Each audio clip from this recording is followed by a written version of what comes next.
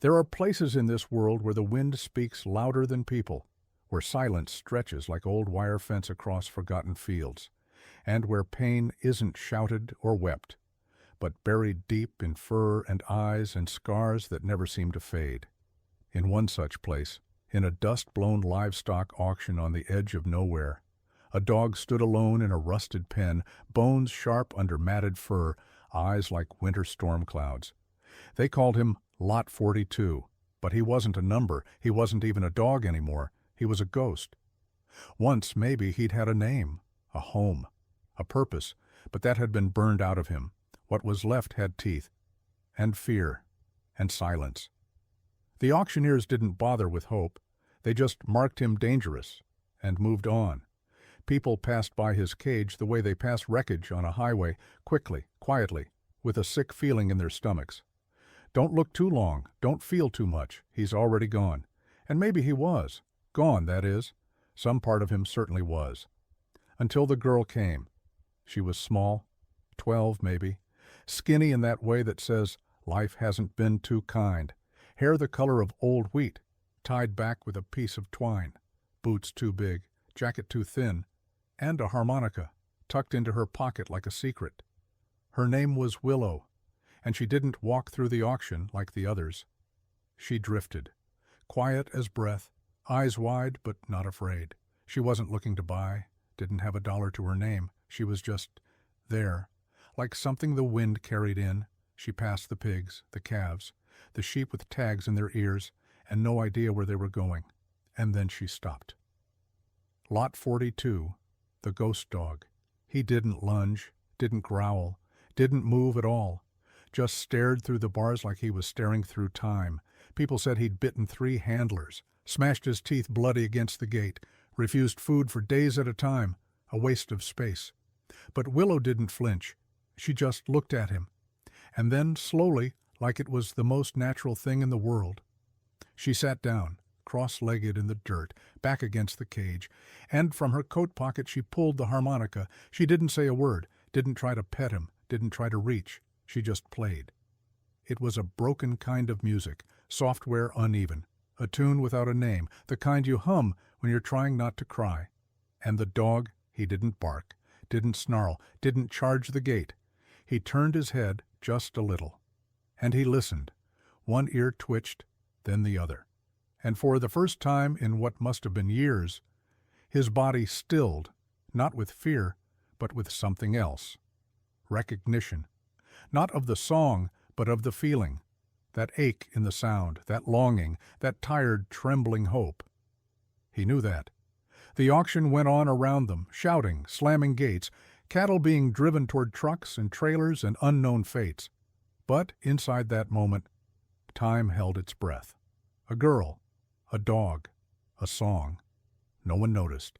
No one cared, except the man in the faded green jacket, auction staff, hardened by years of seeing the worst. He watched from the shadows, arms crossed, a frown beneath his mustache.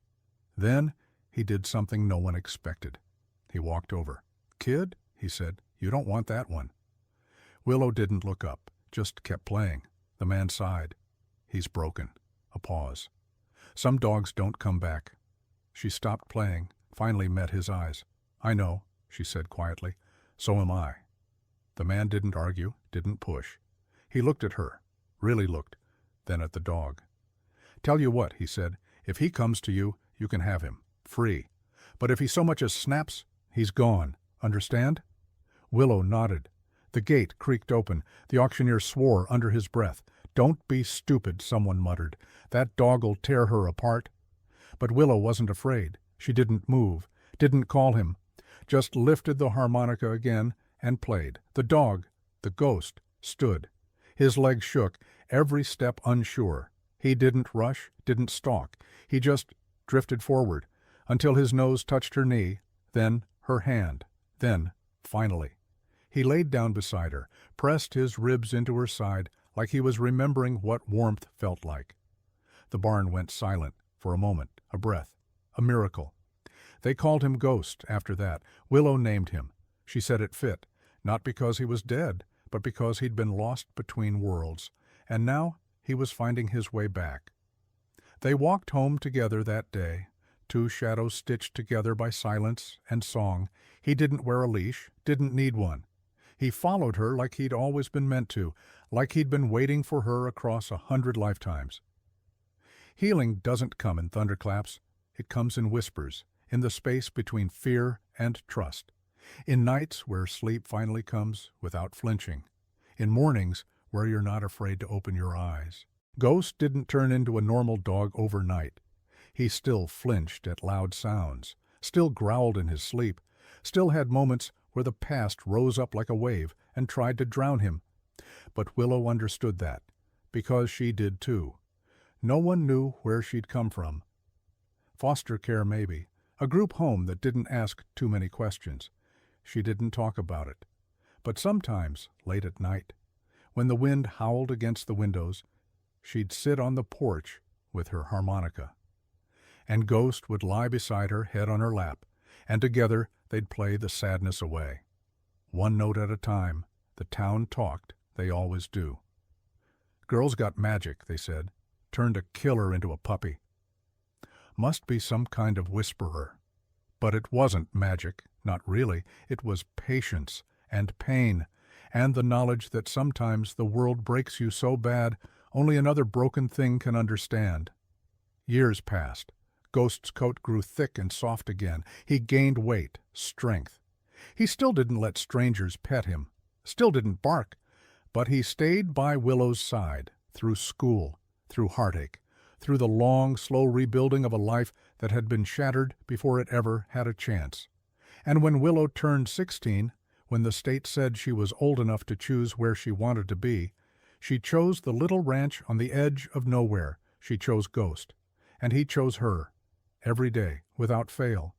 You see, some bonds are spoken, others are sung, and some are simply felt, like the press of fur against skin in the dead of night, like the sigh of a creature who no longer fears sleep, like the ghost of a dog who, in the arms of a girl with a harmonica, found his way home. Sentimental nonsense, no songs, just technique and control. Benedict Cross waved to his team, who entered briskly, flanking the ring, battens, noise clickers, shock collar remotes strapped to their belts. The dog inside thrashed violently as they approached, its eyes wild, foam bubbling at the corners of its mouth. The crowd shifted, uncomfortable. Children were pulled back by anxious parents. Murmurs curdled into the threat of protest. Something was tipping, and then Ghost moved. Not fast, not panicked, not on command. He rose from where he'd been lying, stood still for a beat, and then, calmly, without a whisper of tension, he walked across the ring toward the handlers. Willow's breath caught in her throat. She hadn't called him. She hadn't moved. But Ghost, ears forward, tail low, threaded through the dirt like mist, stopping just short of the frenzied dog. The other froze in place, uncertain. Benedict shouted something, but his voice was swallowed by the rising pitch of the crowd. His handlers hesitated, unsure whether to intervene. Ghost sat down. Deliberately, he lowered his body to the ground before the other dog. No challenge, no demand, just presence. Steady, unmoving. The wild dog, panting and wide-eyed, tilted its head, barked once, sharp, uncertain, and then stepped back, muscles twitching. Ghost didn't flinch. Instead, he lay down fully, paws outstretched, tail still. The trembling dog mirrored him, slowly lowering itself into a crouch, inches away. Willow moved then, not to Ghost, but to the edge of the ring. Her hand found the jacket pocket, her fingers the harmonica. She pulled it out, lifted it to her lips, and played the melody. Gentle, no fanfare, no drama, just breath through metal. The dog beside Ghost lifted its head, turned toward her, didn't move, didn't growl, didn't snap, just silence. The crowd erupted. Applause thundered through the bleachers like a storm. Reporters scrambled forward with microphones and cameras. Benedict's face drained of color. He gestured wildly at his team, but they stood frozen, uncertain of how to respond. Two dogs, one broken by men, one healed by a girl, now lay side by side in the arena, unmoved by the noise, untouched by the chaos, calm, present, listening. Sheriff Dwyer stepped forward from the VIP box, arms crossed, his expression unreadable. He watched Benedict retreat, jaw clenched, microphone swinging uselessly at his side. Willow didn't bow, didn't smile for the cameras. She didn't address the crowd. She simply walked into the ring, knelt beside Ghost, and placed a gentle hand on his back. The other dog looked at her. Then, slowly, cautiously, it moved forward and pressed its head against her knee. And though the cameras rolled and headlines began writing themselves, Willow saw only one thing in that moment: the truth. And not even Benedict Cross could deny it now. Montage: the whisper becomes a wave. It began as a whisper, first in town, then beyond.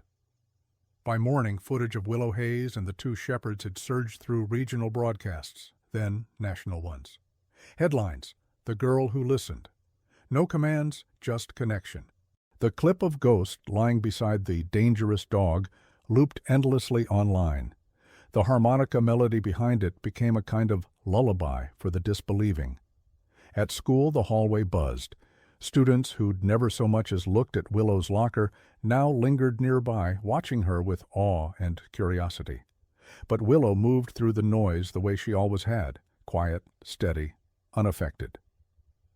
EXT Hayes Ranch, late afternoon.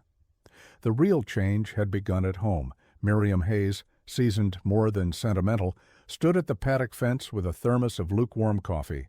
She watched the two shepherds, Ghost and the newcomer now dubbed Bramble, move through tall grass. Their steps weren't choreographed, but mirrored, like birds flying in formation, like leaves dancing in tandem across a stream. What Willow had unlocked in Ghost had begun to echo in Bramble. Though Bramble's trauma ran deeper, coiled tight, brittle, just beneath the skin. XT, Hayes Ranch, day, Dr. Monroe arrives. Dr. Clara Monroe's battered pickup rattled up the gravel path. She stepped down stiffly, her knees protesting each mile of service to animals others had given up on. In one hand, her worn leather medical kit. In the other, a small cloth parcel, bound with twine. "I brought more than vaccines today," she said, joining Miriam at the fence. "The university's been calling. Behavioral specialists, equine psychologists, handlers from search and rescue units. They want to know how your granddaughter tamed a monster in under 5 minutes." Miriam sipped her coffee. "She didn't tame him," she murmured. "She listened, that's all." And he heard her. In Tea Barn evening. Willow sat on a hay bale, her mother's journal open in her lap. The pages, frayed and water-stained, held diagrams, passages, tiny hand-drawn symbols. Eliza Hayes's handwriting was slanted and sharp, confident. Each note was more than instruction. It was philosophy. Trust is not earned through obedience, but through offering safety when no one else will. Willow read the same passage for the third time when a knock stirred the barn doors. Clara stepped in, face shadowed. "May I come in?" Willow nodded. Clara approached, setting the cloth-wrapped parcel beside her. "I think it's time you saw this," she said. "It belonged to your mother. I kept it after the accident. Thought maybe one day." Willow untied the string. Inside was a second harmonica, older, its surface dulled with use. Initials faintly carved on the side, E.H. Eliza Hayes. "She carried it through college," Clara said. "Said dogs listened better to music than shouting. Said it reminded them of something older than fear." Willow said nothing. She held the harmonica in both hands, like a feather from a bird she'd never seen, but always believed existed. Outside, the wind shifted. Ghost lifted his head. Montage. The backlash. Benedict Cross may have retreated, but his network hadn't. Within days, footage of the failed demonstration began circulating again, heavily edited. The moment Ghost diffused the chaos, gone. In its place, aggressive clips. A montage, instability over redemption. Miriam saw the first headline that night. Untrained dog poses public safety risk. She didn't need to ask where it came from. The fingerprints of Cross's media machine were unmistakable, polished, aggressive, dishonest. That night they gathered around the scarred kitchen table, papers and laptops spread between them. The wind howled outside. Ghost lay by the hearth, unmoved by the storm. "He's trying to discredit her," Clara said, tapping the screen. "If he spins the story fast enough, the public forgets." "He's scared," Miriam replied, stirring her tea. "That girl did more in 5 minutes with no tools than his men could in 5 years. Willow was quiet, watching the shadows. Then softly, "Then we show them again." XT Sanctuary montage. Days pass. More Than Cameras came next. Horse trailers pulled up the lane, dogs spilled out, fractured histories in every pair of eyes, border collies, too reactive, cattle dogs, punished for instinct, shepherds surrendered by handlers who mistook cruelty for training. Some trembled, others defied, none trusted. But each day Ghost moved among them like a silent sentinel. He made no promises, offered no commands, only presence. By week's end, even the reporters grew quiet. They didn't fully understand what they were seeing, but they saw the change, and change, once seen, cannot be unseen. EXT Hayes Ranch, sunset, Bramble's moment. Bramble lingered at a distance, always near Ghost, but never engaged. Willow never called him, never reached. She simply waited. That Saturday, as the sun dipped behind the ridge, painting the paddock gold, Bramble crossed the space between them. No fanfare, no drama. He walked to Willow, lay beside her, one paw stretching out, his side brushing hers. Ghost joined them quietly. Not submission, not hierarchy. Trust. EXT Sage Valley. April, the sanctuary complete. The snow had long since melted. The hills of Sage Valley rolled green beneath a cloudless April sky. Wild mustard bloomed along the fence lines. The creek whispered with meltwater. Atop the highest ridge stood the Hayes Kinship Canine Sanctuary. Its beams were sanded smooth by volunteers' hands. Its stones laid by once skeptical neighbors, now believers, not in magic but something truer. No grand sign adorned the entrance, just a single carved plaque. In honor of Emma Hayes. She listened first, beneath that smaller script, and to those who still carry her voice. Inside, the sanctuary unfolded like a memory restored. Indoor and outdoor rings, soft-floored kennels built not for containment but calm. A modest library filled with journals, many in Emma's own hand. Willow walked the grounds each morning, not trying to live her mother's dream, but her own. She moved with quiet confidence, eyes attuned to the subtle shifts, the tension under fur, the breath held too long, the moment waiting to be heard. Her mother's words no longer lived on the page. They lived in her. Ghost remained at her side, not in fear but in strength. A shadow no longer hiding from light, but casting his own. He had become the sanctuary's cornerstone, not a mascot, not a pet, a teacher. And when new arrivals came, ears low, eyes wary, hearts brittle, Ghost met them first and listened. If this tale moved you, if you felt the tension, the heartbreak, and the triumph, please support our channel by hitting the like button and subscribing. Your support means the world to us and helps us bring more thrilling, emotional, and inspiring stories your way. Leave a comment below and let us know what you think. Do you believe dogs have an extraordinary sixth sense? Share your thoughts and personal stories with us. Thank you for watching, and we'll see you in the next video.